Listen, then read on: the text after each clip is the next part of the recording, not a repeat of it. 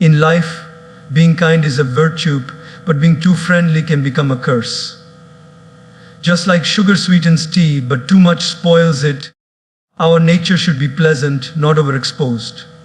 The world is not only made of friends, it's made of tests, lessons, and boundaries. If we give unlimited access to our time, energy, and emotions to everyone, we'll be drained before we can serve the purpose God has written for us. Remember, God gave you a heart to share, but also a mind to protect it. Many people confuse friendliness with wisdom.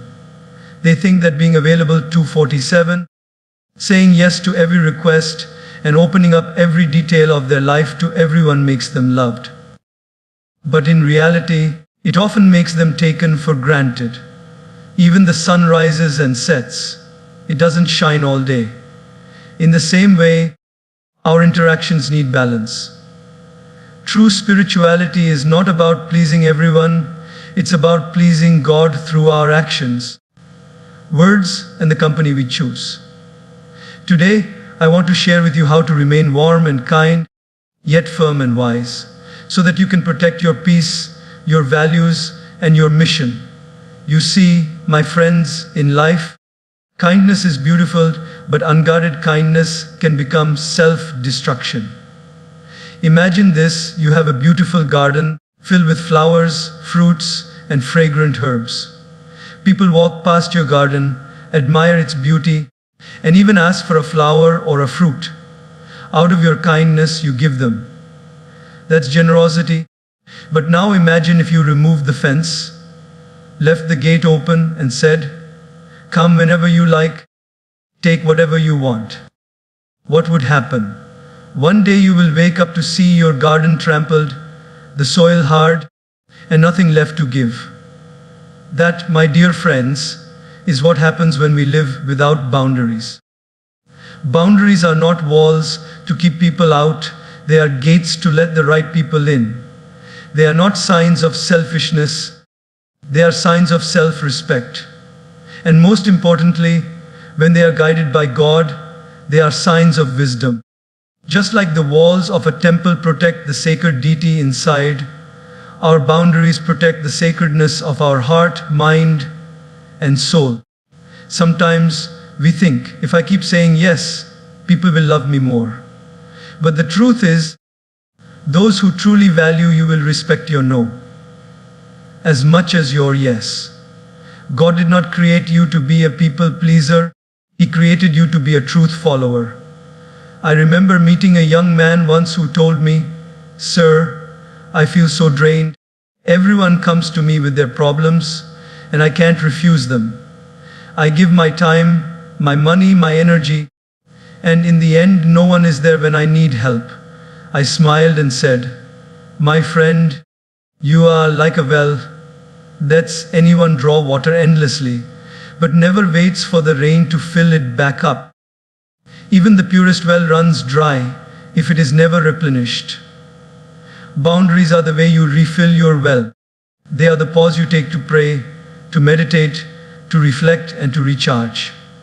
Without them, even your service to God become weak, because you will have nothing left to give. But here's the important part. Boundaries are not made from ego, they are made from clarity. Ego says, "I don't care about you, so stay away." Clarity says, "I care about myself and my purpose, so I must protect my energy." Ego shuts people out, boundaries let the right ones in.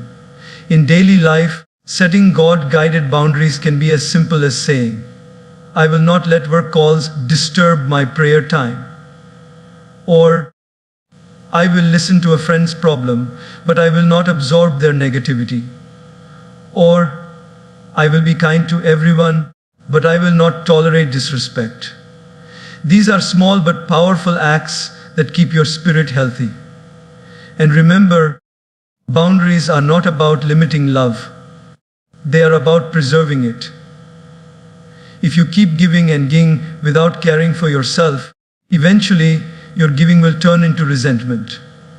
But when you set limits, you are able to serve with joy, not out of obligation. Think of the sun.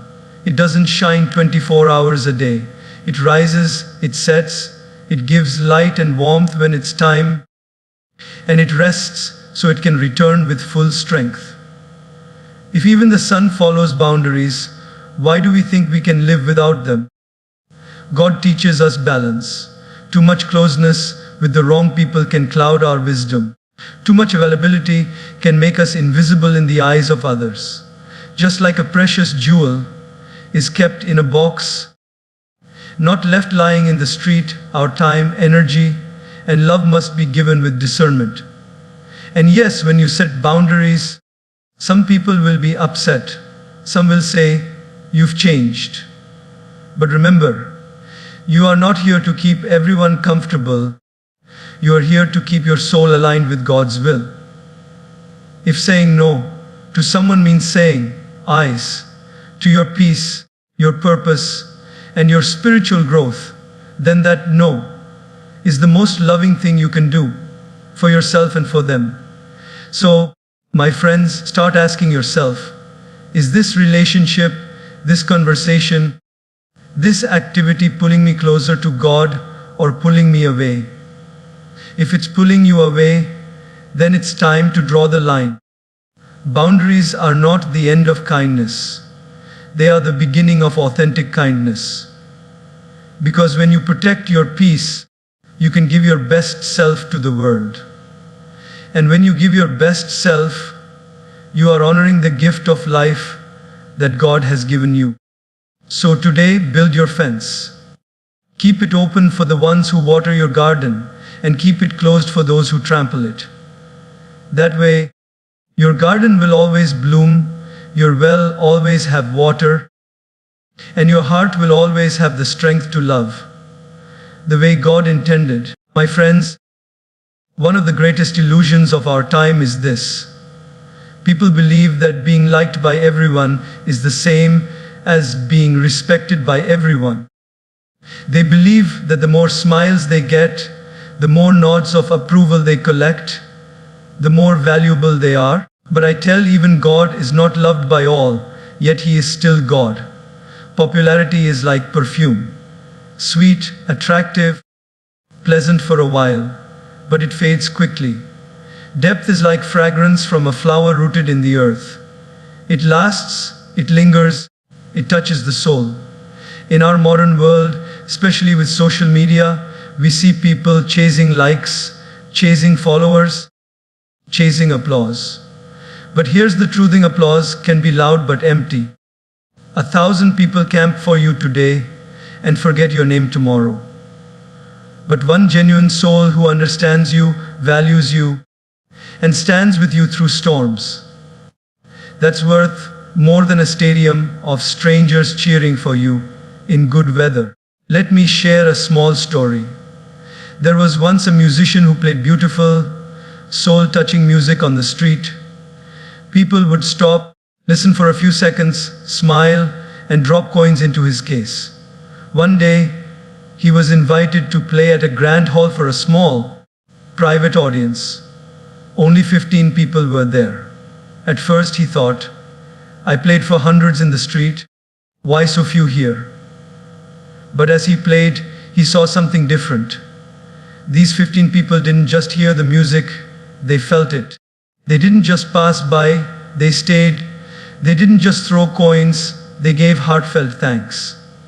That day, he realized, it's not about how many hear you, it's about how deeply they connect with what you share. This is how a relationship should be. Stop trying to be everyone's favorite. Stop trying to win over the whole world. Instead, focus on being truly known and truly valued by the right people. Because the truth is, the whole world cannot understand your journey, and it's not supposed to. Even the ocean, my friends, is vast, but when you drink from it, it's salty. Fresh water is found in smaller, deeper wells.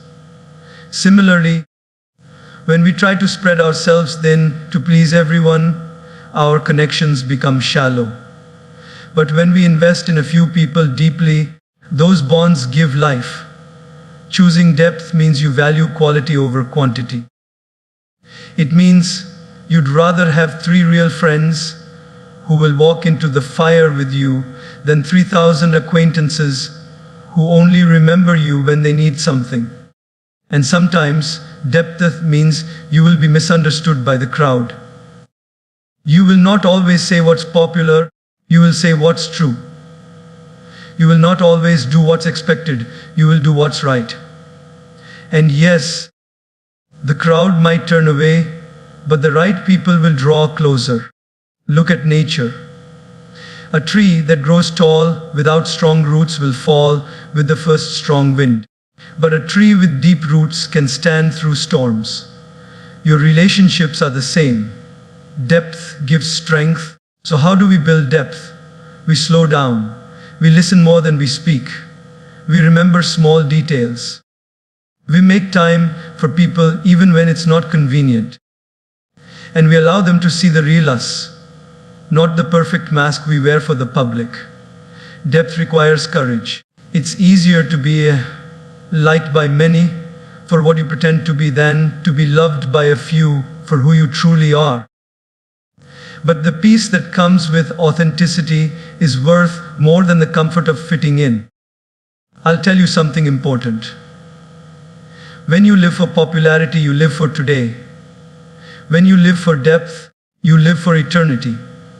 Because God does not look at how many liked you, He looks at how many lives you touched deeply. So, my friends, stop watering every plant in the field just to be seen. Water the few seeds that God has put in your care, and they will grow into trees that shelter you and give fruit for years to come. Don't be a celebrity in a crowd of strangers. Be a hero in the hearts of a few who truly matter. In the end, the people who cry at your funeral will not be the ones who double-tapped your photos online. They will be the ones you sat with, laughed, prayed with, and stood with through the storms of life. Choose depth, not popularity, because depth lasts and popularity fades like a passing cloud. My friends, there is one thing we all have in common. No matter where we are from, no matter our age, no matter our background, and that is energy. It is the invisible fuel that powers every word we speak, every step we take, every dream we chase. And here is the truth: our energy is not unlimited. It is a gift from God, and like any divine gift, it must be used wisely. Think about your phone battery. Every day, you are careful not to waste it. You close extra apps, you dim the brightness, you avoid unnecessary usage because you know, once the battery is gone, the phone is useless until recharged. Now ask yourself, why do we protect our phone battery more than our own mental, emotional, and spiritual energy? Every day, we wake up with a certain amount of energy. God has given us this strength to use for meaningful things, for fulfilling our purpose, helping those in genuine need, and living in alignment with what is right. But what happens? We give it away to arguments that don't matter, to people being chose, to people who drain us, to endless scrolling, to gossip, to worrying about things that are not even in our control. By the time we do the things that truly matter, we have nothing left. I once met a woman who was always exhausted, even though she was not physically sick. She told me, "I don't understand. I eat well, I sleep enough, but I still feel drained." I asked her, "How much of your day is spent doing things that give you peace? How much is spent with people who inspire you?" She paused, thought about it, and quietly said, "Almost none." That was her answer. It's not just the hours of sleep that recharge us. It's the quality of what we allow into our mind and heart. Protecting your energy is not selfishness. It is self-respect. When you protect your energy, you are protecting your ability to serve, to love, to create, to grow. You are honoring the gift that God has given you. There is a proverb that says, You cannot pour from an empty cup. If you spend your day pouring into everyone else's life without refilling yourself, you will eventually feel empty, frustrated, and burnt out. That's why we must become conscious of where our energy goes. Think about it this way. If you had a bag of gold coins to last you the whole month, would you throw them at anyone who asks? Or would you give them with intention, knowing their value? Your energy is even more precious than gold. Every wise you give to something meaningless is a no to something important. In daily life, protecting your energy could mean politely excusing yourself from negative conversations, saying no to invitations that bring you stress, or taking time each morning to pray, meditate, or reflect before the noise of the world begins. They're chosen. It could mean spending more time with people who uplift you rather than those who constantly complain. Even nature understands energy management. The seasons change not only for beauty, but for balance. Trees shed their leaves in autumn to conserve energy for the harsh winter. Flowers close at night to preserve their strength for the morning. If nature itself knows when to rest and when to bloom, shouldn't we? And yes, sometimes protecting your energy will disappoint people. They may call you distant, changed, or selfish. But remember, those who truly care for you will respect your need to recharge. Those who love the real you will want you to be at your best. I remember a wise monk once told me, every interaction is an exchange of energy. Some people fill you, others drain you. The key is to be aware and to choose carefully. That awareness is what keeps your heart light and your spirit strong. Protecting your energy also means avoiding the habit of overthinking. Sometimes our exhaustion comes not from what we do, but from what we dwell on. Worrying endlessly about the future or replaying the past in our minds consumes more energy than we realize. That's why surrendering to God's plan is so powerful. It frees you from carrying unnecessary burdens. And here's the most important part. When you protect your energy, you're not just doing it for yourself, you're doing it for everyone you serve. If you want to be a good friend, a strong parent, an inspiring leader, or a dedicated servant of God, you need strength. You cannot inspire others from a place of exhaustion. So, my friends, ask yourself today, where is my energy going? Am I spending it on what brings me closer to my purpose? Or am I wasting it on things that leave me empty? The answer will tell you why you feel the way you do and what you need to change. Energy is sacred. It is the breath of God flowing through you. Don't waste it on battles that don't matter, on people who don't value it, or on habits that weaken your spirit. Guard it, nurture it, and use it for what truly matters. And you will find that you have more strength, more peace, and more joy than you ever thought possible. My friends, politeness is a beautiful quality. A gentle voice, a respectful smile, a patient ear. These are signs of inner strength. But in our world today, too many people mistake politeness for weakness. They think, if you're soft-spoken, you can be pushed around. If you are patient, you can be taken for granted. But let me tell you, nothing could be further from the truth.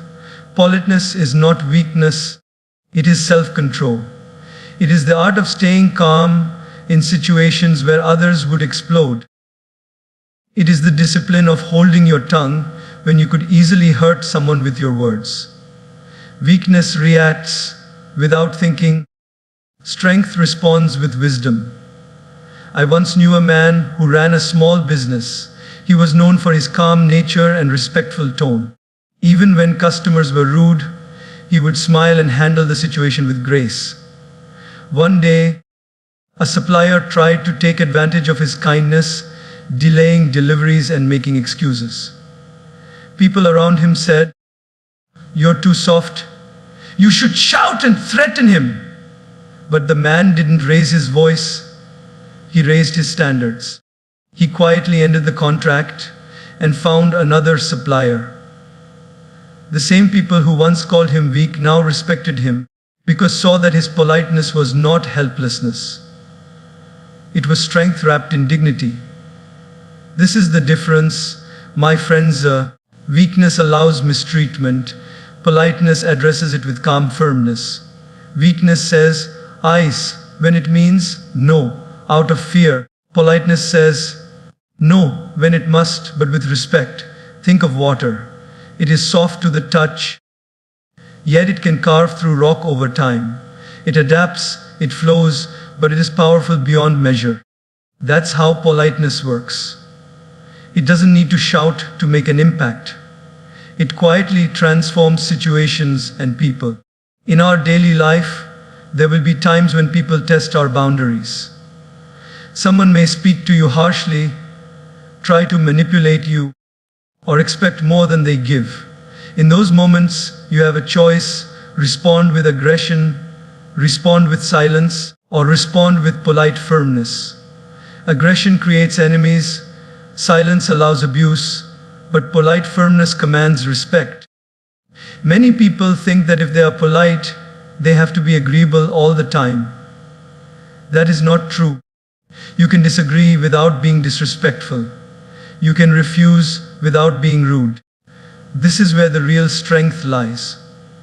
In knowing how to stand your ground without stepping on others.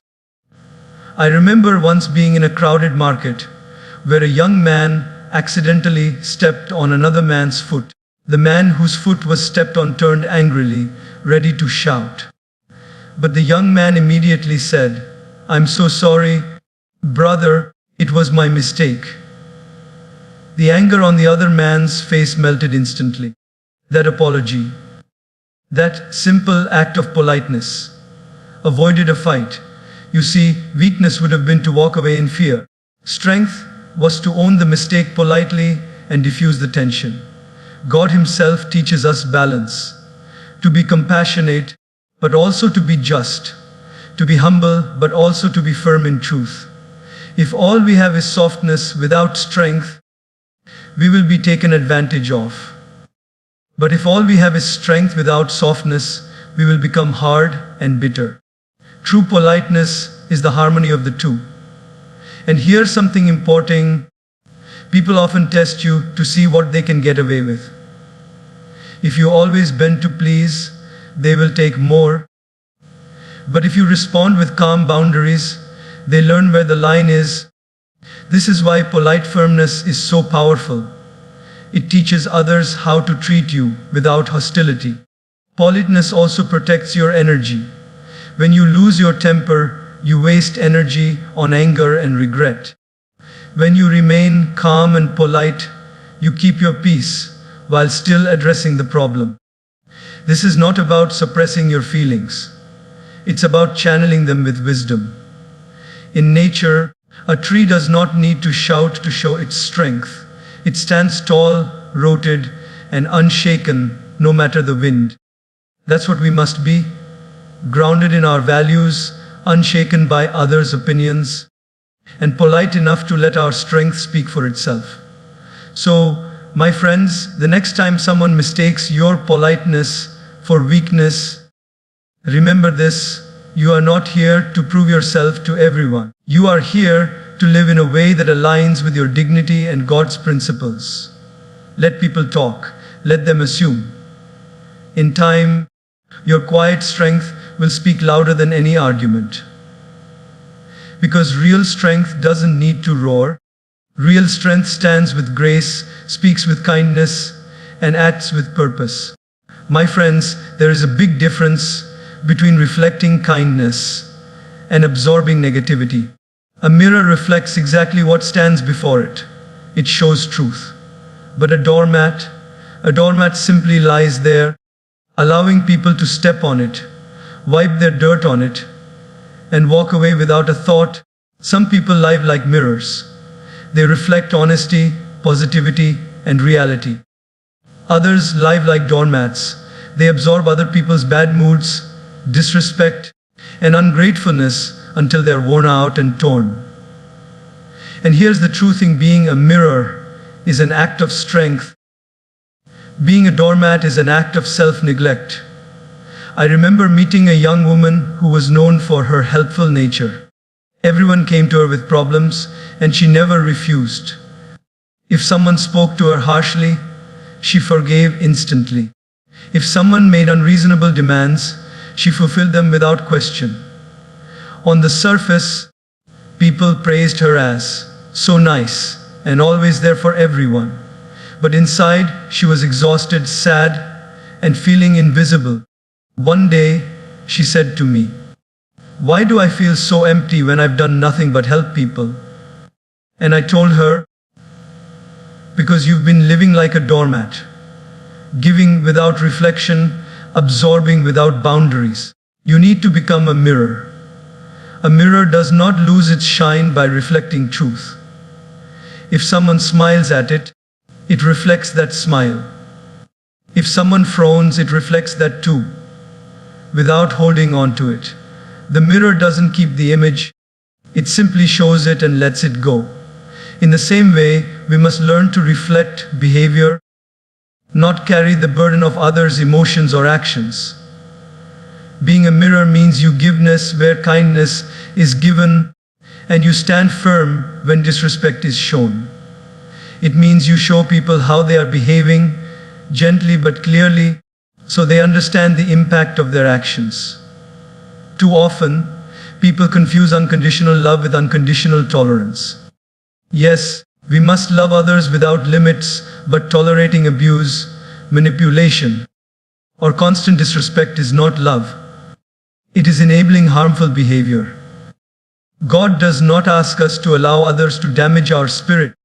He asks us to protect the temple of our heart. In daily life, being a mirror could mean calmly telling a friend, "When you cancel plans last minute, it makes me feel unimportant." Or telling a coworker, "I understand you're stressed, but please don't speak to me in that tone. This is not rudeness, this is reflection." You're showing them what they may not see in themselves. A doormat stays silent when stepped on. A mirror speaks truth when necessary. A doormat absorbs dirt. A mirror reflects it back, saying, "This is what you brought." And here's the beauty. When you live like a mirror, you inspire change. Sometimes people don't realize they're hurting others until someone reflects it back. Your honesty can be the gentle nudge that makes someone more aware, more kind, more respectful. I once heard a wise monk say, "A mirror doesn't bend to make someone look better, it shows them reality." In relationships, this means you should not distort yourself to keep others comfortable. Be authentic, be real. If someone loves you only when you let them walk over you, that's not love. That's convenience. We must also remember, a mirror shines only when it is clean. This means our own hearts must be clear of grudges, bitterness, and ego. If we carry too much negativity ourselves, our reflections will be distorted. That's why spiritual practice, prayer, and self-care are so important. They keep our mirror clear. In nature, even the calmest lake reflects the mountains and sky perfectly only when it is still. The moment it is disturbed, the reflection is broken. In the same way, to be a good mirror for others, we must keep our own mind still and steady, not reactive. And yes, when you stop living like a doormat, some people will leave. They were there only because you made life easy for them at your own expense. Don't be afraid of that. Let them go. The ones who value you will stay, and they will appreciate your honesty and strength. Living as a mirror means you know your worth. You treat others well, but you do not them wipe their negativity on you. You listen, but you do not allow their problems to become your permanent burden. You give, but you also protect yourself from being drained. So, my friends, ask yourself today, am I a mirror or a doormat? Do I reflect truth with clarity, or do I lie there quietly while my spirit is stepped on? The answer will show you why you feel the way you do in your relationships. Be a mirror, clear, strong, and true. Let your reflection teach others. Let your shine remain no matter who stands before you. And let your life be an example that kindness and strength can live together. Because that is the way God intended. Not for us to be walked over, but for us to stand tall and reflect His light into the world.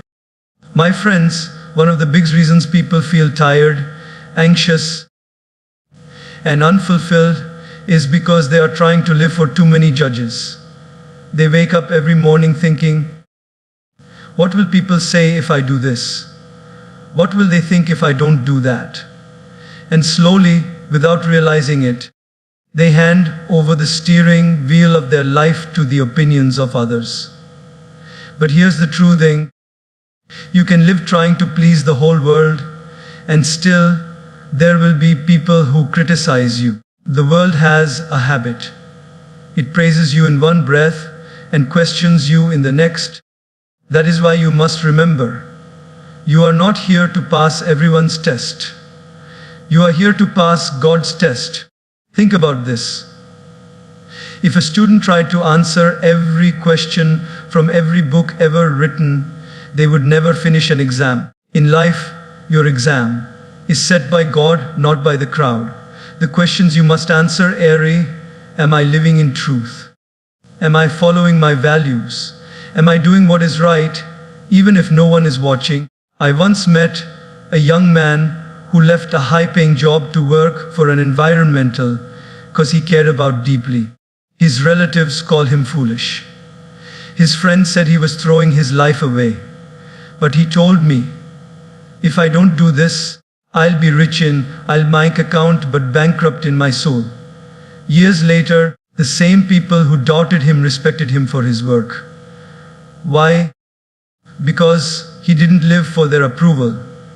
He lived for his purpose, and that purpose was aligned with God's principles. The problem with living for people's approval is that it's like chasing the horizon. No matter how fast you run, it keeps moving. You can be the ripest, sweetest mango in the world, and someone will still say, I don't like mangoes. If you base your happiness on others' opinions, you will always be restless. When you remember that you are accountable to God, your decisions become clear. You stop asking, will people like me for this? And start asking, is this the right thing to do? You stop measuring success by applause and start measuring it by peace of heart. In daily life, this can be as saying no to gossip, even if everyone else is participating. It can mean speaking up for someone being treated unfairly, even if it makes you unpopular. It can mean walking away from a profitable deal that is dishonest, even if people call you narvi. These moments are not easy, but they are the moments that define your character in God's eyes. There's a saying, when you please God, it does not matter who you displease. When you displease God, it does not matter who you please. This is not about arrogance. It's about clarity. Your life is not a popularity contest, it is a spiritual journey. Look at great figures in history. Saints, reformers, leaders. Most of them were criticized in their time. They were misunderstood, mocked, even attacked. But they stood firm because they knew who they were living for. They understood that truth does not always win votes, but it always wins in the end. And yes, when you start living for God's approval, some people will drift away. They may call you stubborn, strange, or overly serious. But others, the ones who share your values, will be drawn to you. The crowd will thin, but the connections will deepen. When I was traveling once, I met an elderly man in a small village. He lived a very simple life. No fancy clothes, no luxury, no big house. Yet his face was glowing with peace. I asked him the secret. He said, I stopped living for the eyes of the village. I started living for the eyes of the one who sees everything. That was his entire secret. And it was enough to make his life beautiful. Living for God's accountability also frees you from fear. Fear often comes from wondering, what will they think? But when you realize that are just human beings like you, limited, imperfect, and temporary, their opinions lose power over you. God's opinion, however, is eternal. And when you align yourself with that, you walk with a quiet confidence. You no longer need to shout about your worth because you know your worth is already seen by the one who matters most. So, my friends, the next time you face a decision, remember this: at the end of your life, you will not stand before a panel of neighbors, relatives, or social media followers. You will stand before God. And the question will not be where you liked, it will be where you true. Live for that answer. Make your choices for that day. And you will find that life becomes lighter, decisions become clearer, and your heart becomes freer. Because when you stop living for the noise of the crowd, you start hearing the voice of God. And that voice will guide you better than any opinion ever could.